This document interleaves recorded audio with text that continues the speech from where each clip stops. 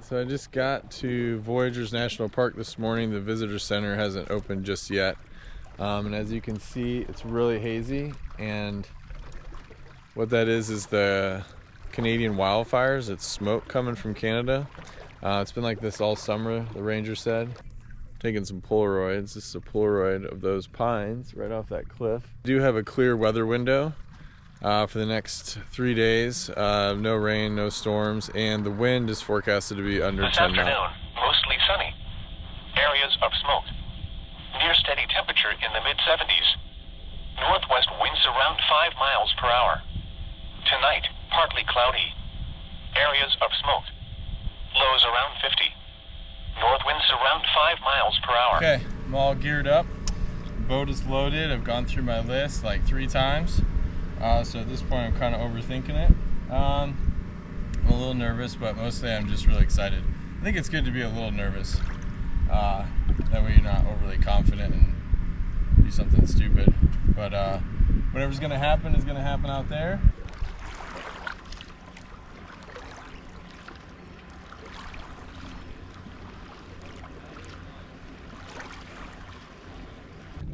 All right, so I've been paddling about an hour. I'm headed there, which I keep drifting north. But that should be Sugar Bush Island. Hopefully. I came from there, which I've already lost my bearings. Kind of where that power boat's leaving, I think. The lake is pretty big though. So I definitely feel exposed just being out in the middle of it. I'm about halfway now, I think. And the wind's pretty light, but there's a little bit of chop. And like on the weekend, I wouldn't want to be here on the weekend. Like I would want to do this on a Saturday. Like there's probably a lot of power boats, and like the lake that I sail on that I did a test paddle, it's pretty choppy. But more than that, it's just that over the horizon you're so small against the water. So even when I sail and a kayaker's in the middle of the lake, it's like it's very hard to see. So I'm approaching what I believe is Sugar Bush Island, and the wind has picked up a bit. There's starting to be a little bit of white cap and some wave train coming through, so the paddling the last half hour has been a little difficult. But I think I'm almost there to set up camp, and then I'm gonna plan to paddle over there to shoot those pines, and it also looks like a big white beach. But it could be rock, but I think it's beach. We're gonna find out. Okay, so I was wrong about where my campsite was, and I paddled about an extra mile on the northeast side of Sugar Bush. I was right about like floating into a rock. I was correct about the island at least, but it's actually around the corner on the south side. But I had my eye on this island over here with these windswept pines. They just look amazing, windswept. So it was worth the extra mile. And then the good news is that it's downwind, so it shouldn't be too difficult, but probably another hour paddling. So like a 3.5 hour trip today, and it's supposed to be like 2.5. It's all right. I'm having fun though.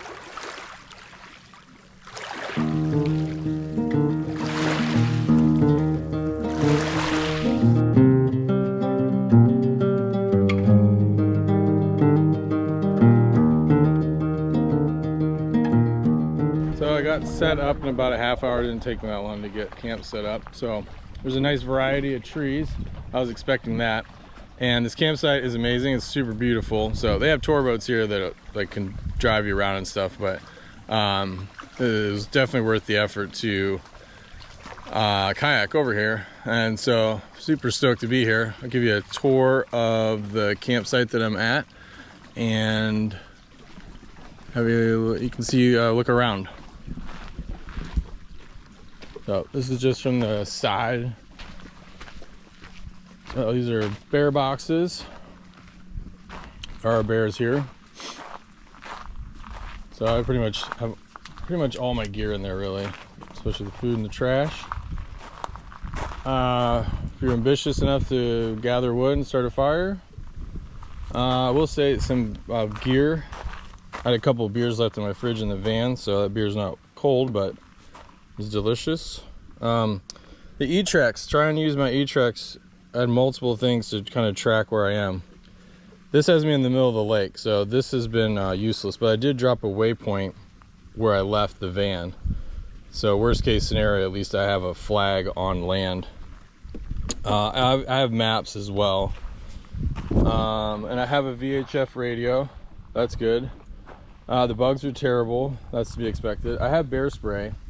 I just recently started carrying bear spray after seeing bears in quite a few different places.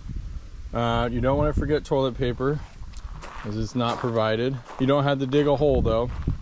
There's a pit toilet. Solar panels, charging my phone. So there's charts on the phone. So I am right there, and where I paddled from was over here. So what I did was went all the way over there, hung out, photographed that island, then came all the way back around and finally found the campsite. Should have looked at this long before I was about this far over here and realized that I was going on the wrong side of the wrong little knuckle. Then tomorrow I'm going over here actually, yeah, into these grassy islands, a whole bunch of them. So I'll have to pay attention more tomorrow. All right, moving on. Tent set up, which I did the time lapse of the setup. Doesn't take that long. Mosquitoes couldn't wait to get in here as soon as I even opened up to put my sleep pad and sleeping bag and some clothes for later. It's supposed to be in like the 40s tonight. Pretty good view from the tent. Pretty good view from everywhere that I'm standing. Back here, just go for a walk to your private bathroom. This is really nice. It looks it looks like this just got redone. It looks so good. I'm pretty impressed. I was not expecting this at all. I was expecting like a little spot to beach a kayak and then set up a tent on a flat pad and dig a hole and go to the bathroom in the woods. Take your toilet paper with you. But there's even a pit toilet.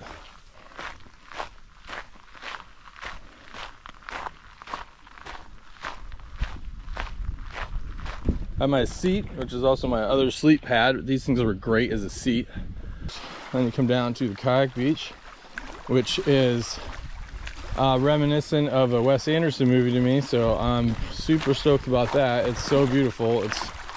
The water here is like, it's really, there's a lot of sediment out there, but this is like crystal clear and just rocks, which is amazing. So I brought natural soap, so I'm gonna get to basically take a bath every day. Nice cool water. And then there's a Samson post to tie up a kayak, and like there might be a sunset after all. And I'm making dinner. It's gonna be a little gourmet tonight. Some beef stew, some pinot noir. And this tree right there, as soon as I paddled into the beach, I immediately wanted to photograph it, but I was waiting to see what the evening light was like, or maybe tomorrow morning, but actually now it's looking good. And so the purpose of documenting this trip is not like a narcissistic journey of like, oh, look at my adventures and stuff, but I'm not a videographer by any stretch, but I'm attempting to create a series of videos that explain the entire process of all the effort and everything that goes into making a blue tree. So perhaps in a year and a half, maybe 2 years, sometimes it does take quite a while, you might see that tree in my booth. And if you by chance watch this video that I'm making, you can see from start to finish how much went into it. So for this trip, because of how much weight was in the boat is only designed for like 220 pounds of weight, and I'm at like 260 to 270 pounds. I brought some extra water today, so I don't even know. Probably 270 pounds is in the boat. So normally I shoot medium format. But if you watch the video of the test paddle, the camera bag that I need to take with me to order to bring the Mamiya was crazy, and I couldn't. There's no way I'm going to paddle all these miles with that thing in between my legs because the back was so full. So I'm shooting 35 millimeter, which is okay. Everything I'm shooting is pretty close up, so it should be fine. This is a light meter, and I need to use the light meter to accurately measure. Basically, with black and white, it's the shadow is what is most important. I'm not concerned about highlights, but I'm concerned about shadow and shadow detail.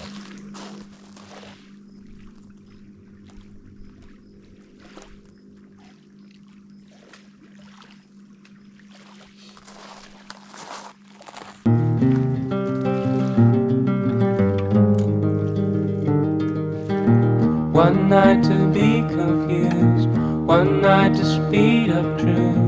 We had a promise made, 4 hands and then away, both under influence. We had divine sense to know what to say. Mind is a razor blade to call for hands of above to lead. Good morning. It's pretty early. The sun is starting to rise on the other side of the island. It's like 6:30 a.m. Slept really good. I woke up. I set an alarm for midnight and then 1 a.m. to try to see if there were northern lights. I'm not really sure because I'm facing south that it would work anyways, but there was actually an amazing amount of stars out considering I'm making some coffee.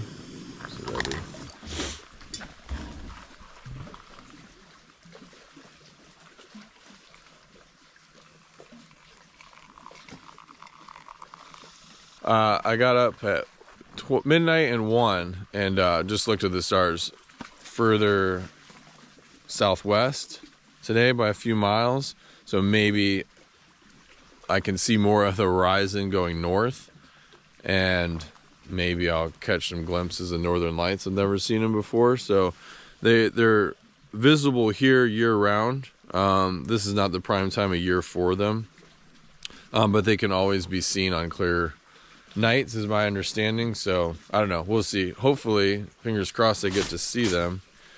Everything is soaking wet. It was pretty cold last night. It was in the like mid 40s, high 40s or so. I packed a puffy, which I'm really glad I did. I put that on at like when I got up at 1 and then slept in that the rest of the time. And then the bugs are terrible. I checked myself for ticks this morning, but I already have Lyme disease, but so I'm not really concerned about it, I guess, but I don't want another one in me because they make you sick even if you do get a bite or if they're attached to you. So everything on my waist and everything looked okay. Just kind of just wandering around. And then I'm going to check the weather for today, but nothing probably should have changed. Contributes to air pollution, such as, and now your local forecast. Today, sunny. Patchy fog this morning. Areas of smoke this afternoon. Highs in the lower 70s. North winds 5 to 10 miles per hour. Tonight, mostly clear. Lows in the upper 40s. Okay, so not a bad weather report at all. North winds. I'm heading west, and I marked out a route in my marine charts today, so I don't do what I did yesterday because I actually have to go back right across where I was for the first mile, which definitely feels kind of silly today, especially once I get paddling. But I have to weave through a couple of other islands to then get to the grassy islands, which are even further. So I definitely need to know where I'm going. I'm going to attack my mosquitoes.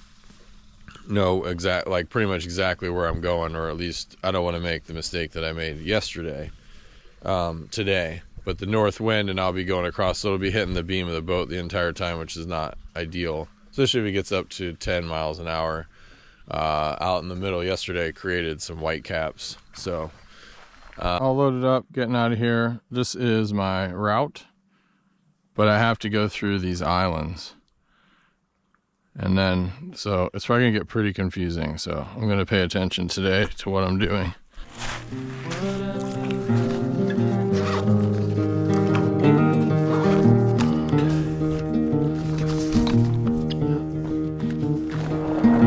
One night of magic rush, the start a simple touch. One night to push and scream, and then relief. 10 days of perfect tunes, the colors red and blue. We had a promise made, we were in love.